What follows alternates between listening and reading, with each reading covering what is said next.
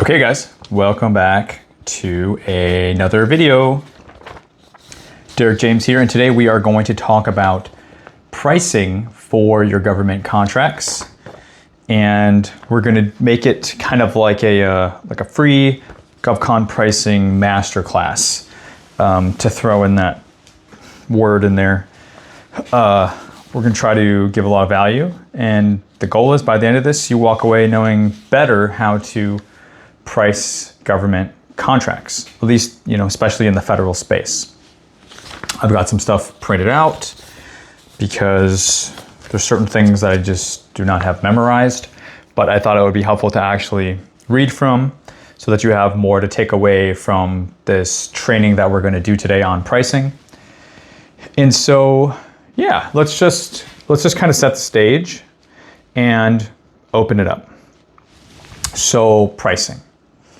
Maybe you watched my video yesterday that I released where we were looking at a solicitation on sam.gov, and there was like a pricing table. And we read through that pricing table and it broke down what the government needed from us for pricing. So it was broken down by base year, option, 4 option year period. So it was a 5-year contract, fire suppression contract. And so each base period had several different line items. Okay, you need to test this building, you need to maintain this equipment. And so all this different pricing was required throughout. That's what the government needs from you as an example of like a finished pricing product, if you will. And then with that would come your proposal, and then bing, bang, boom, you're submitting to contracting, trying to win that contract.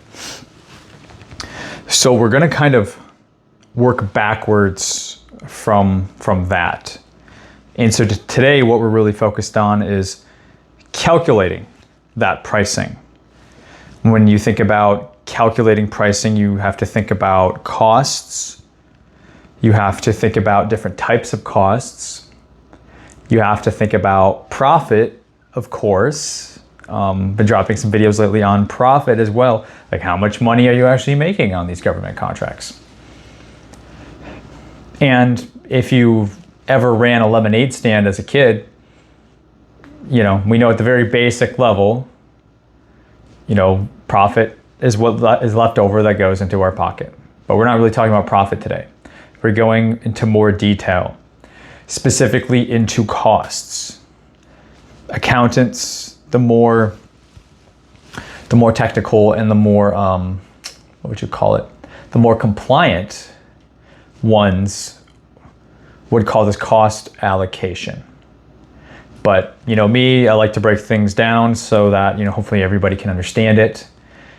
And when you guys are looking to win your first government contracts, typically the contracts that you're going after are not going to require something like a GovCon approved accounting system with, there's rates, and we'll talk about it, different pools that your rates are calculated based off of, including in this cost allocation that we're going to dive into. We're not going to get that deep with it because at this stage, those who watch my channel are not typically at the stage of needing that level of practical application. Okay, you're not needing that accounting system yet. Okay, it's something that grows over time. And typically the larger the contracts, the more involved the contracts, the more compliant you're going to have to demonstrate that you are to your end customer, the U.S. federal government. So let's talk about it. Let's talk about first expenses, right? So if you're running that lemonade stand, you're thinking that you're going to buy sugar, you're going to buy lemons, maybe buy some water, or maybe just fill up at the sink because it's for the customers anyways. So don't need to get the best water out there, to say the least. Those would be examples of direct expenses. Without those expenses, the literal product would not exist as it is. and for that, for example, it's a cost of good, you know what I mean? But we have these direct expenses that it's like, okay, like I can't do the contract without this.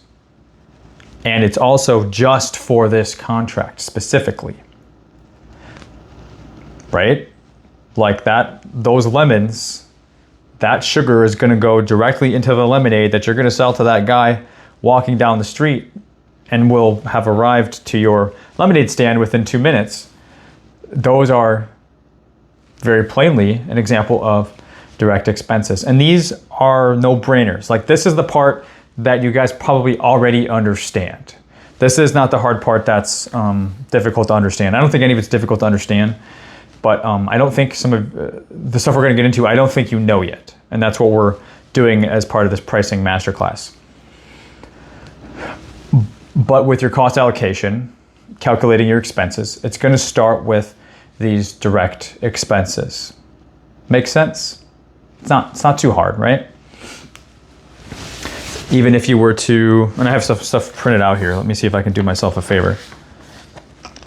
So some examples of what could be considered direct expenses are, for example, direct labor.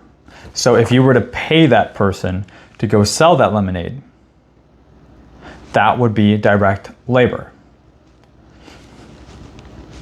If you have subcontractors that are working on the contract, performing whichever, a partial, or if you're doing a middleman, direct expense. It's specifically for that contract and only that contract. We touched on it, materials and supplies. These could be, cost of goods. What about travel? Part of the contract requires you to do 3, let's say quarterly visits, so 4 times for the next year annually. That's built into the contract. Well, that type of travel is going to be a direct expense.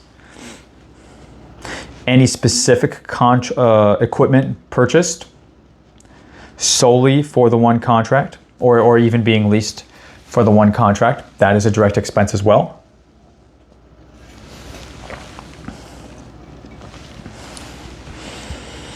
Maybe you have some direct consultants, things like this. You kind of get the examples that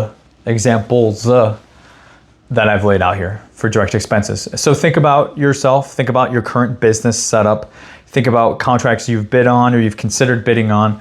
What direct expenses would there be for those contracts? And probably when you're doing your pricing, you're like, oh yeah, we better add all that up, Because typically what you're doing is you're getting a number or from a manufacturer or from a supplier or from a subcontractor. Maybe you're getting quotes for service contracts. So you're using that as your cost, right?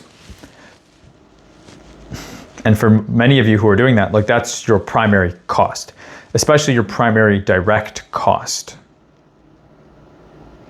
So what would that look like for you, depending on what your approach to federal GovCon is, okay? But we're gonna keep it moving. We're gonna keep getting into now some of the stuff where it gets a little bit newer for a lot of you. So we move from direct costs, and I may have already got ahead of myself. We're gonna move to indirect costs next, but let me, before I get into indirect costs, I wanna talk about, I was supposed to talk about this first, I kind of botched it. I want to talk about unallowable costs. So even before, rewind a little bit, before we even jumped into direct, not every cost is allowable. And I have a list here that I'm going to share some of these with you, meaning they cannot be charged against the contract. They cannot be included in the calculation with your pricing. And it makes sense because you can't just put everything in there. Alcoholic beverages, no booze ever. Never. Entertainment costs, okay? These are not going to be an allowable cost in government contracts. Lobbying or political activities. Payments on bad debts. Similarly, fines and penalties, you can't build those into your pricing. Donations and contributions, interest, and other financial costs. And this one, I've seen them go a little because they're saying bank interest, credit card interest, and factoring fees. I've seen others talk about the factoring side of it. The cost of money. The source I got this from is that it's not an allowable cost, and it's citing FAR 31.205-20.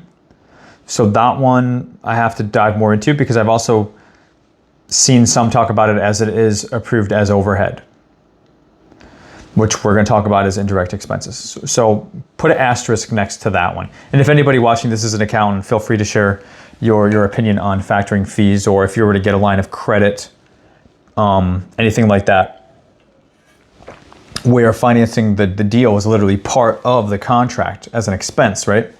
But I'll digress. Legal costs for claims or disputes, losses on other contracts, goods or services that are for personal use,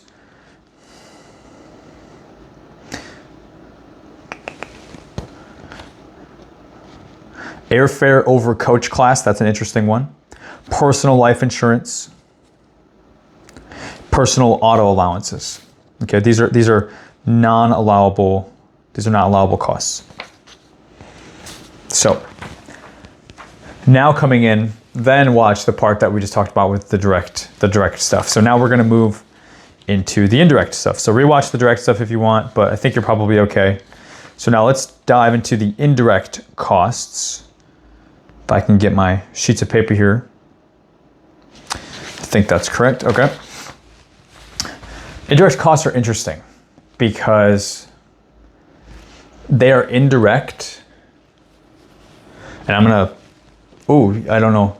I didn't tell you guys. I got a new whiteboard. So we got it brand new, U-Brands off of Amazon, clean, brand new, never before used whiteboard that we'll be using as we go forward on these videos. And I did not retire Old Blue totally. I still have Old Blue sitting over here just for my own personal use for me to take some additional notes on for the flow of these videos. But yeah, I went down to the mailbox today and picked this up before making the video. So there you go. I know that you really wanted to know that. But Old Blue is still there because there is sentiment to Old Blue. Okay, so indirect costs. What is the difference between an indirect cost? That's a pretty good question to start with. A direct cost is where that entire cost is tied to the execution of that one specific contract. Okay, and I'm not an accountant, but we're dealing with kind of high level, pretty concrete definitions though. Indirect costs, you're dealing with a more shared cost allocation. Instead of direct, it's more shared. So does that mean because it's shared that you can't expense it? No, it just means that typically you're not going to expense all of it, okay? Because it's shared. For example, say you have a printer at the office and you printed something off directly for this contract, right? But then somebody else before you and after you use that same printer. The same ink, the same toner, it came from the same packet of paper that was purchased, and of course the same printer. And for that argument, even the same electricity. Okay. Is that a direct expense? No, because that printer was there before and will be there after this contract, right? But there was still an expense that went towards this contract, but you don't get to write off that whole printer. You know what I mean? You get that? So that's why something like indirect costs need to exist, because these are shared costs, but you don't get to write the whole thing off. And then when it comes to indirect costs, right? Indirect costs, that is further broken down into some common, and I may not cover them all today, but there is a few of the most common for your understanding and for this kind of pricing masterclass that you would be much better off knowing and understanding. And some of them you may have actually even heard of before. And then if so, we are going to reinforce those in your mind today. And we're not just going to keep this like high level theoretical like concepts. Towards the end of this, we'll talk a little bit about how this applies to middlemaning, or how this does and does not probably apply to where you're at. But like I said at the very beginning, I said we're setting the stage. We're kind of holding space for this, because as you grow as a government contractor, you know, I said most of you do not need a compliant, checked accounting system just yet, right? But as you grow, and those of you who are going to skyrocket in federal government contracting, even through this GSA centralization stuff, even through the administration, even through all the waves that we're kind of getting hit with, a lot of you are going to progress and grow throughout this. And so this is really planting seeds. This is not, okay, I need to go stop what I'm doing and go and do this. This is going to be feather in your cap sort of stuff. That's what this video is. Which means as you hear more about this in the future, these seeds are gonna have a little bit of gravity. You're gonna be like, oh yeah, I heard Derek talk about that. And because I have a little bit of understanding of it from him already, now things are gonna go into more organized buckets and containers in my brain as I hear stuff in the future. Like that's my only goal for this training for pricing, okay? Because there's just too much to cover in pricing anyways. So I want to create these buckets and categories in your mind, because over time, they will get filled in. Okay. So indirect costs, there's different types of indirect costs. One of the most commonly heard and spoke about is called fringe. Fringe, Fringe. We're having fun, just you and me. Fringe. Fringe relates to people. And people are probably the most expensive thing that you're going to have on your contracts, unless you're doing hardcore supply jobs where 95% of the contract cost is the actual cost of good, like a direct expense. But as we are into indirect expenses, now the first indirect cost is, number one, fringe. And I need my list. Okay. Fringe relates to people, as I said. So this can be FICA, FUTA, SUTA. I mean, I have my list here, so I might as well just read through it. Yeah, payroll taxes, FICA, FUTA, SUTA. That's a fringe. Health insurance. Employer paid premiums for employee plans, health insurance. Retirement contributions is considered fringe. Life and disability insurance. Non-personal, of course. Workers' comp. Okay, obviously. Paid time off, PTO. And there's some forms of training and development, employee assistance programs, wellness programs, counseling services. That could also be considered fringe, as just to give you some examples to start putting in the buckets of the mind.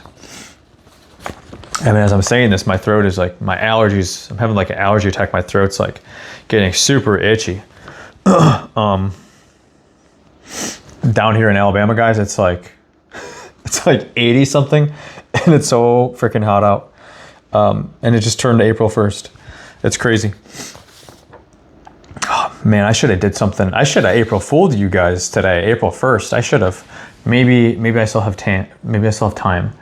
Maybe by the time you watch this, April 2nd, April 3rd, I will have done something sneaky for the 1st.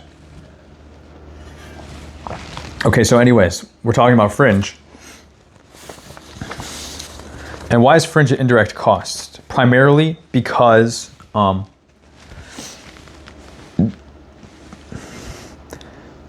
this is a shared cost. And if we're talking about, as you can see, these categories all relate to people, right? Whether it's insurance, whether it's payroll tax, whether it's paid time off, it's all people driven, right? And these people are probably providing some sort of service on other things, right? We're not talking about a person who is directly staffed to a contract, and without that contract, they would not exist. That becomes something more like a direct expense. Because without the contract, they would not exist, right? But these folks are doing work on other contracts or other things, maybe in the commercial business, right? So you don't get to write off that entire cost because they're doing so many other things, right? So this is how Fringe works. This is why Fringe exists. Hey, yeah, maybe you get to put, we can talk a little bit about rates, but I'm a little afraid to because they can vary so greatly. But X percentage, right? I'm going to account for this person, this lady that is working for me. I'm going to account for X percentage on this contract, and it's not going to be all of the contract. It's not going to be all of the expense. It's not even going to be half of the expense, right? Because she's doing so many other things. So that wouldn't be fair. The things that are directly on the contract that wouldn't happen without the contract, those are direct expenses, and we already talked about those, right? So this is where the learning, the conceptual stuff needs to kind of start kicking in. And maybe some of you didn't know that, or maybe some of you would charge the whole thing. Like, oh, I used the phone for a couple of calls on this contract. I'm going to write off the whole phone. No, you don't get to do that. Kind of with me? That wouldn't be fair. And it wouldn't be accurate. More importantly, it's not about fairness. It just wouldn't be accurate. So Fringe is the first common indirect cost example. Now, I'm going to give you the next one. Can you guess it? Number 2 is overhead. Overhead is another indirect cost expense to consider as part of your cost allocation. And if this is all like, oh my gosh, Derek, I didn't watch this video to be an accountant, I will put this more into practicality for you later on in this video. Okay. But from an understanding standpoint, what really is overhead? These indirect expenses, like I said, they are shared costs. I think it's a pretty good definition, shared costs. Overhead is another shared cost, but it's a shared cost to that contract. So it's more contract specific. Okay, we've got more examples here. Indirect labor, PMs, quality assurance staff, schedulers. Okay, this is an indirect labor. And why is this a shared cost? Because they too could be working on other contracts, right? They too could be supporting other contracts. So yes, you get to account for a certain percentage of expense of them, but you don't get to write them off for the entire contract times 3 contracts and like triple dip expenses. That's one of the big things that this, at least from a high level, is preventing from happening, okay? Aside from that, what about shared equipment and tools? Computers, printers, testing tools, right?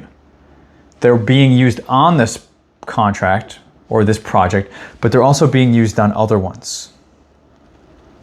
Same sort of approach. Project-related software that's shared could be, and I guess now I can touch on it, but office rent, utilities.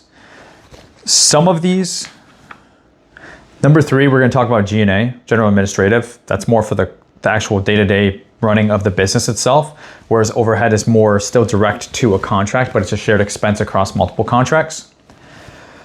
There are cost categories, indirect cost categories, that can exist in overhead, which is number 2, what we're talking about still, overhead, or what we're going to get to, G&A. That's really about how you set up your accounting system and your cost structures. And what's really important about that is less where they go a lot of the time, but that you are doing it consistently and you have one way. You're not kind of hopping back and forth. And when it comes to getting a GovCon, DCMA, whatever, approved accounting system, one of the big things is going to be, like if you have an audit, do you have written and documented policies and approach to how you are treating these expenses And is it being done repeatedly and consistently?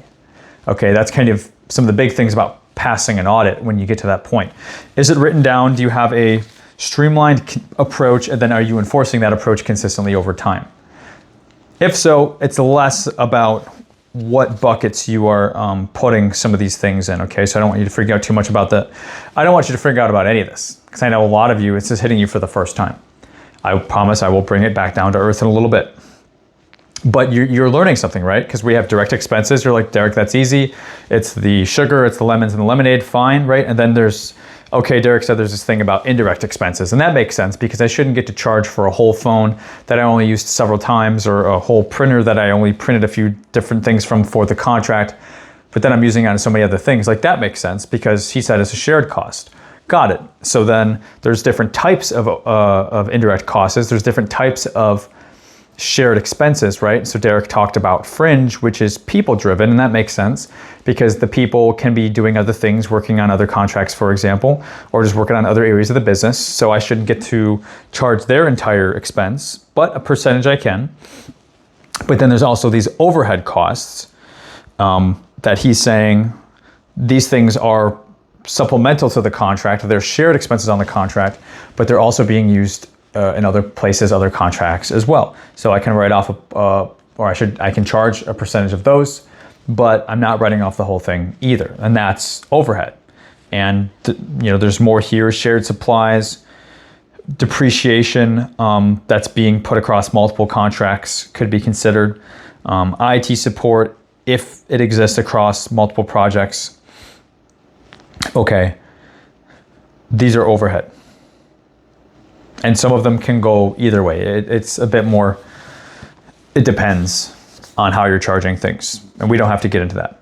So Fringe overhead. And then now, number 3, as I kind of already let the cat out of the bag, is G&A. And there you go, you got all 3. Let me smile for the thumbnail here. My thumbnails, sometimes they're horrible because I don't ever stop, smile at the camera, and YouTube does kind of the auto thumbnail pull thing, and I'm like, Jesus. So I need to just do my selfless plugs here for thumbnails. So G&A, general administrative, is a third indirect expense, and it's considered indirect cost 2. Why? Why does it qualify as an indirect cost? Because it is another shared expense. But when it comes to shared expenses for G&A, general and administrative, these are less tied to specific contract performance shared costs, and instead they are more shared costs just for the overall day-to-day running of the business operations, because you will dip into that too to perform on government contracts. And so do you get to write all of that off? No, but some of it will likely support you. And a big thing to consider when you're looking at these is the location, the geography, the location. Is it at the office? Is it at the building? Or is this somewhere on site? Is this a certain type of travel, but we're traveling and it benefits multiple things? Okay, so location is something to consider with, identifying which categories we're putting things to.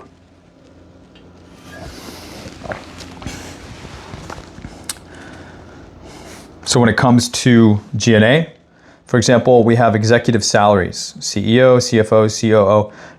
They're not tied directly to the performance of a specific contract as a direct expense, but they're also not tied to multiple contracts. They're bigger and wide reaching of that. If there was no contracts, they would still be there. There would still be a CEO, right? So that's why it's more about the business than it is a or multiple contracts. There's also administrative labor, as you can imagine. Think about HR, legal, accounting, and some of these, they may go in different buckets. It depends. Don't attack me. But there are many instances where they are considered G&A. Depends how you set it up. As you can imagine, rent and utilities could also be considered. At least portion of this will definitely be considered, like we talked about, office space, internet, phones. But it's different, right? Because if you have to literally get a room for one contract, that's going to be a direct expense. If you have to get a room that's going to be for multiple contracts, that's going to be overhead, right? But if you just have this room and you dip into it, that's more of like a G&A, a general administrative type thing. It's like that room is there to help run the business because it's used for so many other things. Payroll, bookkeeping, budgeting. So this is like accounting type stuff to run the business. Maybe legal services, maybe insurance, like general liability insurance to run the business. Perhaps marketing, proposal preparation, but that's more BD. It can kind of go in a couple different spots.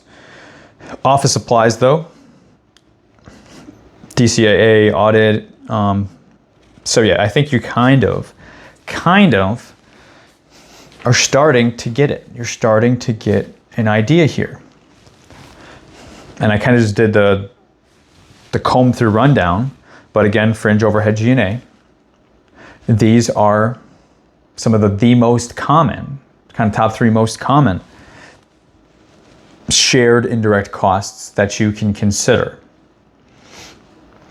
So let's move on a bit more to rates. And I probably won't spend too much time here because rates are highly circumstantial. I don't want you using rates that I gave you if they even are going to apply to you right now because you're so new. They probably don't even apply. Like I said, right now we're just creating bins for your future learning and planting seeds. But since we're not charging 100% of anything, unless it's a direct expense, we have to consider, and what my accounting friends, my GovCon accounting friends would like me to say, is you have to start thinking of these in terms of like pools, cost pools. And Fringe can be a cost pool because there's these costs that are shared for people. But overhead, there's these costs too that are shared perhaps amongst several contracts. And then there's a G&A pool where there are these costs. But these are kind of the pool of expenses for running the day-to-day. But if you can start to think of like grouping these, even when you like put all your expenses down, and if you have shared costs and direct expenses, definitely just do a mental separation into like 2 or 3 different categories from what we're talking about today. And it's going to start to put you on the path of compliance as your GovCon business grows. Okay. You may not be asked for it in your contracts right now, and that's okay. This is like creating good habits, good rituals, just best business practices to pricing. So what's going to happen is, as you were to grow, or as you come upon larger contracts that are requiring this, you're going to start to calculate rates for these different pools that you're going to charge. And those rates are going to be calculated by taking what you think your expenses are for that thing and comparing it to like a base pool. You need to have some sort of common, like not common denominator, but you have to have some whole denominator. And very often that's something relating to like your direct expenses. So it's kind of like saying, if my direct expenses is 100,000, my indirect expenses are, I don't know, 40, 50,000. It very much depends, okay? In some instances it may double, okay? Your fringe, overhead, G&A may account to another 80, 90, 100%, and then your price doubles, right? We haven't even gotten to profit. Some contracts it's like that. Probably not you guys though. Your indirect expenses are probably going to be quite low. Maybe total it's 20, 30, 40, 50%. Again, and I don't want to get myself in trouble here because it's just so nuanced. But for example, say fringe is 25% you're going to charge. Say overhead 35%, and maybe for G&A it's 10%. Those combined would be 70%, an additional 70%. So 100% for your direct expenses and then additional 70% for your indirect. Put those together, that's essentially 170%, but wouldn't be percentages at that point, it would be actual numbers that you are applying the percentages against. Okay, so this is, in order to calculate these, you have to know that base for these different cost pools that you're going to be using. And for many, it's like direct labor. And then for G&A, you're going to be looking at all of your other direct costs too. I don't want to get into trying to calculate this with you. I don't have calculation examples. And for your understanding, I want you to know that this is what eventually you will end up doing. Okay, there's lots of internet online that talk about the rates. I don't want to get into it in this training because it's so circumstantial, as I keep saying. But I want you to know that's what you're going to end up doing. And then those are the things, pools, cost-based pools, rates. These are things that you're thinking for these different indirect costs, fringe, overhead, G&A. Okay, we're setting a very kind of high-level, simple stage for you. If you're understanding even 50% of this, you're doing great, okay? So let's try to bring this back a little bit. So say you're middlemaning contracts. What is your primary direct expense going to be? What is it?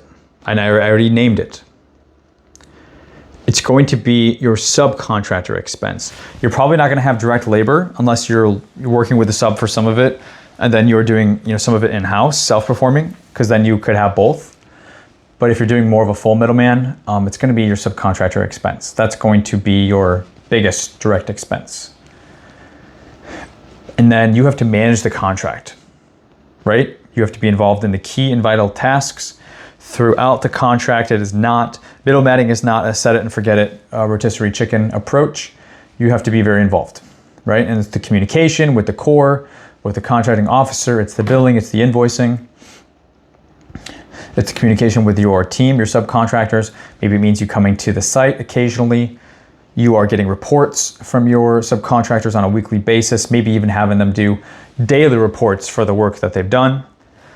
There's a lot of other stuff in terms of duties as the prime, and with these duties come costs. Okay? So you want to ask yourself, okay, is what I'm doing and what I'm charging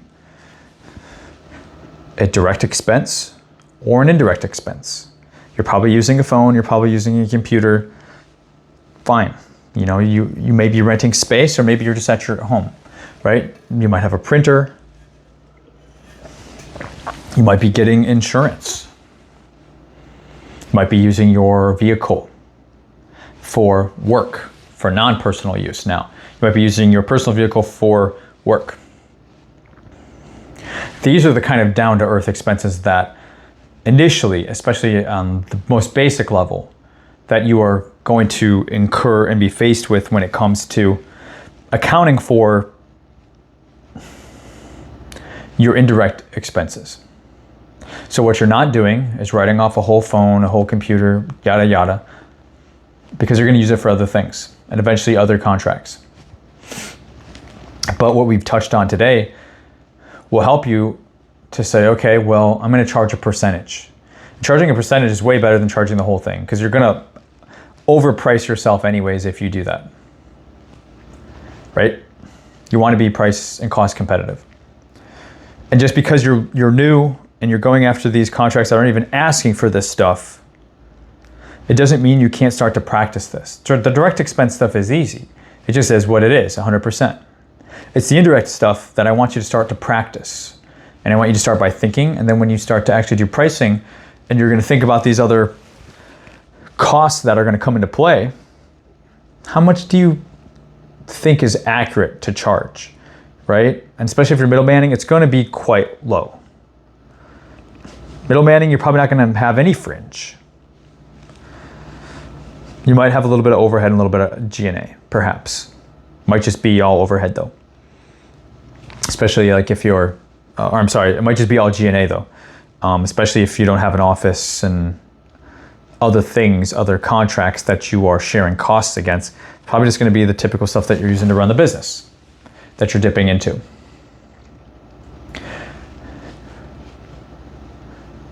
At some point, as you grow, contracting will ask to see this.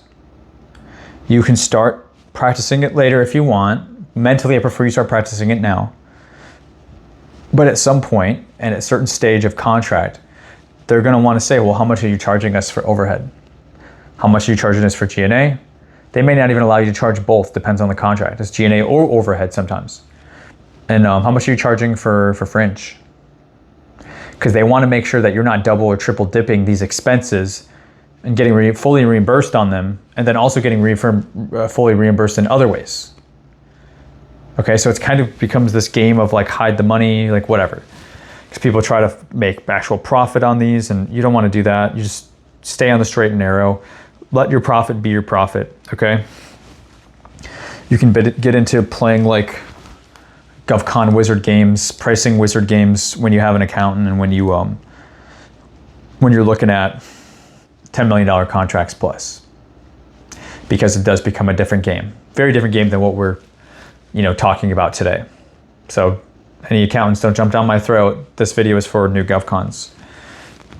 And I want you to get it at the most basic level, and I want to train you how to start to think about this stuff, okay? And if you are, you get to say, wow, like I'm practicing best practices for real GovCon compliance and accounting pricing systems, okay? And that's why this is a pricing masterclass. That is the goal, that is the takeaway from this, for you to start thinking and maybe even allocating differently, depending on what stage of the game you're at. Maybe you are at a more developed stage where you can start to implement some of this stuff. Let me know in the comments if you are. That would be really interesting to know if some of you are at that stage. When you do get to the point of needing to do this stuff, I don't recommend trying to do it on your own. Work with an accountant, specifically an accountant that understands government contracting acceptable rates, because a commercial accountant's not going to know what the government typically accepts. For example, is G&A 10% acceptable? Is it not? Kind of depends on what the rest of the stuff is that you're doing. It's usually acceptable, but you got to work with an accountant so that you're going to account for these things in the same way and consistently, and that can change numbers, that can change how you do things, right? But you want to eventually get to a point to where you're doing it consistently the same way, and that you can document your processes and your approaches too, in case you ever have an audit, pre-award audit, post-award audit, like, hey, we want to give it to you, but we need to look inside and see if you're good to go first. You're financially feasible, that would be pre, and then post-award is before we actually start to execute the work. We want to make sure that you actually have, for example, the cash flows to support this contract, because we don't want to get 3 months in and you're like, oh, I need more money, I can't continue to pay these people, and then the contract fails. So pre-award, post-award audits, DCMA, that's kind of how all this stuff can come into your reality over time. So what did you think about this? I don't think I've really done a video quite like this, especially lately. I would be curious to know what you think. If you haven't yet, I have a free training for new GovCons, highly recommend it. I also have a book, highly recommend my book. And then for those of you who are really needing more support with this stuff beyond a YouTube video, I highly recommend my flagship training. I've been iterating it, growing it, updating it for close to 5 years now. It's very good. I highly recommend it. And you can check all those out at the link in the description. So guys, I hope you enjoyed today's video. Hit the like button if you did, you got something away from this. Let me know what your takeaway was in the comments. I will look and try to respond to every single person who comments. Share this video with a person who needs to know GovCon pricing and can benefit from the little mini masterclass that we did today. Share this video with them. And maybe let me know what you'd like to see next. I'm always open to video ideas if I can pull them off, and if I think it would be beneficial and helpful to enough people, I may just make that video. So we'll go ahead and end it here, guys. Thanks for watching. And again, go into the training or get my book too if you want to go deeper, and we'll see you in the next one.